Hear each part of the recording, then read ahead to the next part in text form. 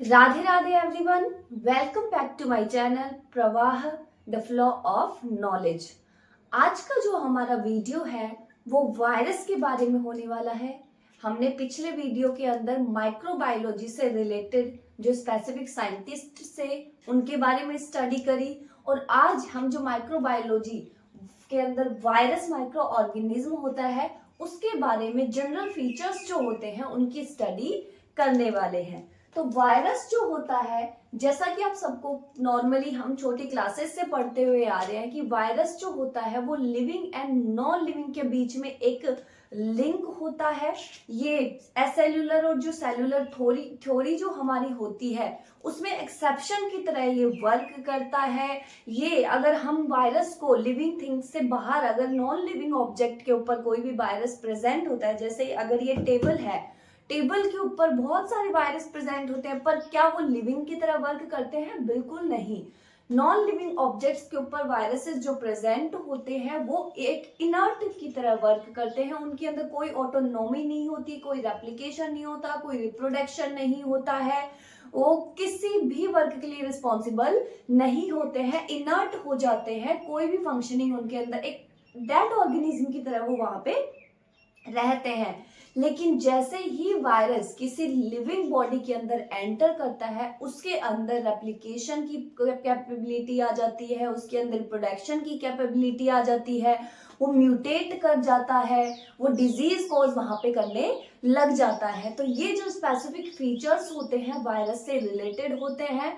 इसके बाद इसका क्लासिफिकेशन किसके द्वारा दिया गया, क्लासिफाई कितने टाइप्स में किया गया है, एंड इसके जो न्यूक्लिक एसिड इसके अंदर प्रेजेंट होता है वो कितने टाइप का होता है, उसके बारे में हम स्टडी करने वाले हैं। तो वायरस जिसका मतलब वीनम और पॉइजन होता है, जैसा कि हमने पिछले वीडियो में पढ़ा था, वीनम और पॉइजन। इसके बाद आता है वायरस जो होता है work as link between living and non living.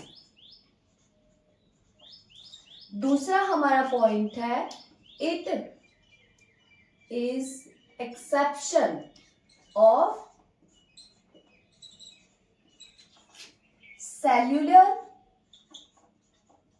And non cellular theory.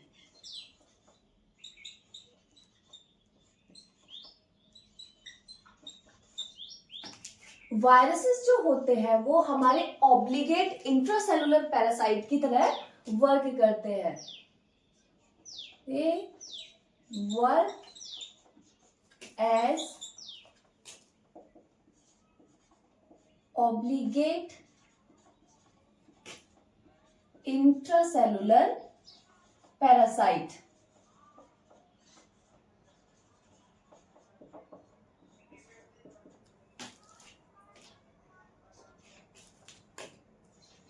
outside the body, living body.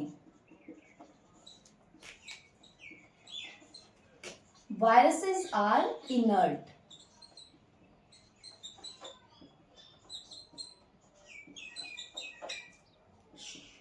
तो ये हमारे कुछ स्पेसिफिक कैरेक्टर्स होते हैं वायरस के।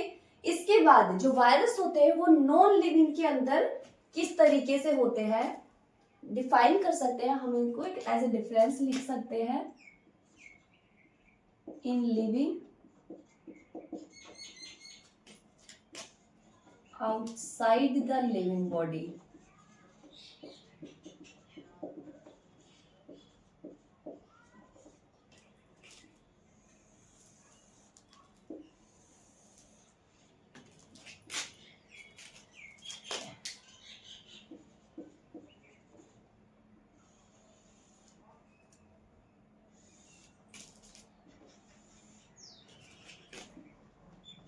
Capable to reproduce, living body के अंदर ये रिप्रोड्यूस कर पाते हैं।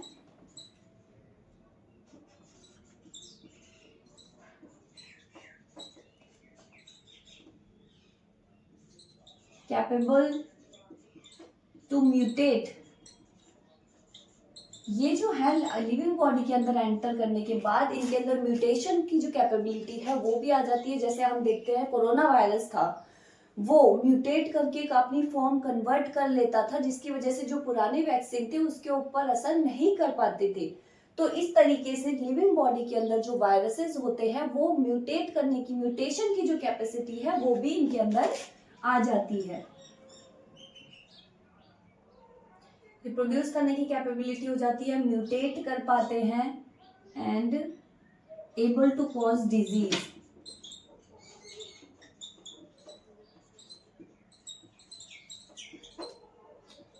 इन द ऑर्गेनिज्म। ठीक है।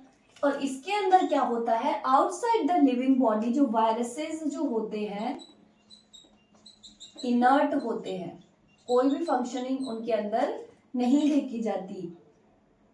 नो ऑटोनॉमी,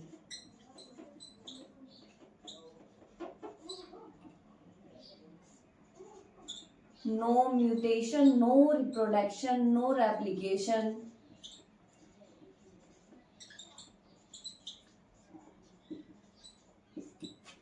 तो ये कुछ डिफरेंस होते हैं जो living body non living body के अंदर वायरसेस के अंदर देखे जाते हैं। फिर इसके बाद आता है वायरस के जो जेनेटिक मटेरियल होता है वो किस टाइप से होता है। तो वायरस का जो जेनेटिक मटेरियल होता है, वायरसेस के अंदर, काफी वायरसेस के अंदर DNA as a genetic material होता है और काफी वायरसेस के अंदर आरएनए जो है वो as a genetic material work करता है। जिस वायरस के अंदर डीएनए जेनेटिक मटेरियल होता है उसको हम डीऑक्सीराइबो वायरस बोलते हैं, जिसके अंदर RNA as a genetic material present होता है उसको हम राइबो वायरस का नाम देते हैं। तो इसको मैं यहाँ पे लिख देती हूँ, डीऑक्सी राइबो वायरस, और ये होता है राइबो वायरस। इसके बाद एक इसके अंदर जेनेटिक मटेरियल के अलावा जो प्रेजेंट होता है, सेकंड इसके अंदर कैप्सिड, जो आउटर प्रोटीन कोट जो होता है वो प्रेजेंट होता है वायरस के अंदर, काफी वायरसेस के अंदर।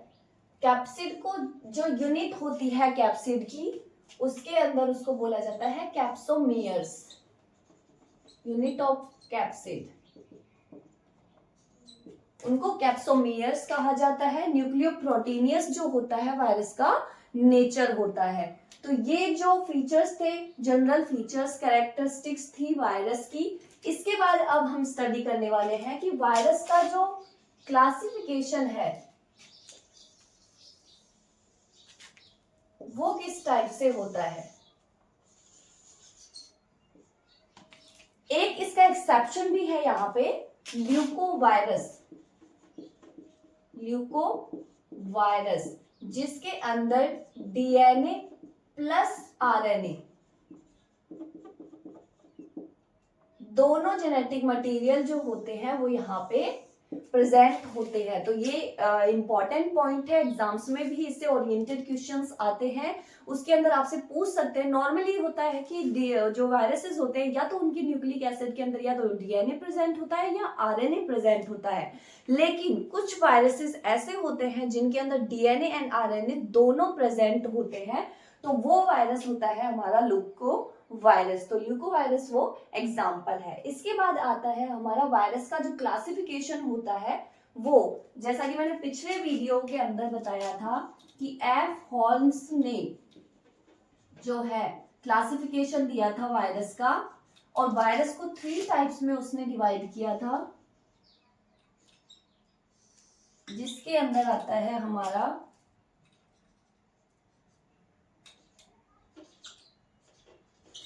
फाइटोफैजिनी, जूफैजिनी,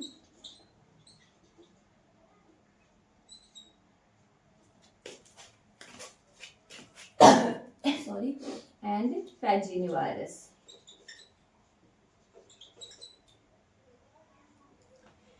होम्स ने जो है वो वायरस को 3 टाइप्स में डिवाइड किया, फेजिनी, फाइटोफेजिनी एंड जूफेजिनी, जिसके अंदर जूफेजिनी के अंदर हमारे एनिमल वायरसेस होते हैं, फाइटोफेजिनी के अंदर हमारे प्लांट वायरसेस आते हैं, एंड फेजिनी के अंदर वो वायरसेस आते हैं जो कि बैक्टीरिया को इन्फेक्ट करते हैं, जिसके अंदर हमारा आता है साइनोफेज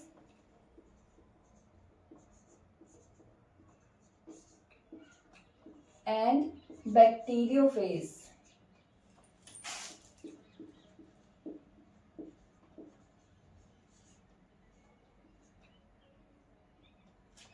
तो ये जो दो है वो हमारे फेजिनी वायरसेस के क्लासिफिकेशन के अंदर आते हैं। साइनोफेज जो कि ब्लू ग्रीन बैक्टीरिया जो होता है, ब्लू ग्रीन एल्गी, साइनोबैक्टीरिया जो होता है उसको इन्फेक्ट करते हैं। बैक्टीरियोफेज जो बैक्टीरिया को इन्फेक्ट करते हैं वो फेजिनी क्लासिफिकेशन के अंदर आते हैं। फाइटोफेजिनी में प्लांट वायरसेस आते हैं एंड जूफेजिनी के अंदर जो हमारे एनिमल वायरसेस आते हैं उनकी स्टडी हम करते हैं, और ये क्लासिफिकेशन दिया गया था एफ हॉल्म्स के द्वारा। इसके बाद डिफरेंट डिफरेंट वायरसेस की जो होती हैं डिफरेंट डिफरेंट शेप्स होती हैं, उनके बारे में नॉर्मल जनरली जो शेप्स होती हैं उनके बारे में हम स्टडी करने वाले हैं, जिसके अंदर आता है हमारा टैडपोल शेप जो कि बैक्टीरियोफेज की होती है,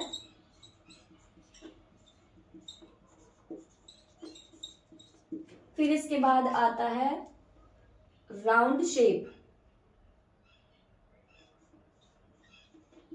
राउंड या सर्कुलर शेप जो होती है,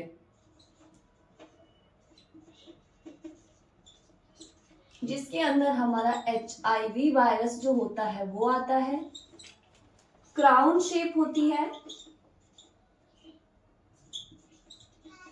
जिसने तो बड़ा खौफ पैदा किया था हमारे अंदर। क्राउन शेप जो होती है वो कोरोना वायरस की होती है।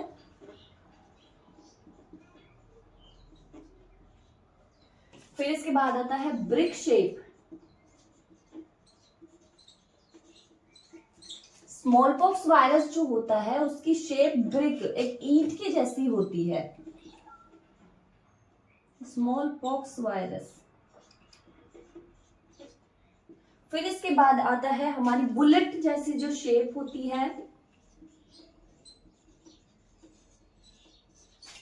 वो राइनो वायरस की होती है, जो कि कोल्ड एंड कफ हमारी बॉडी के अंदर कोज करता है। राइनो वायरस उसकी बुलेट शेप होती है।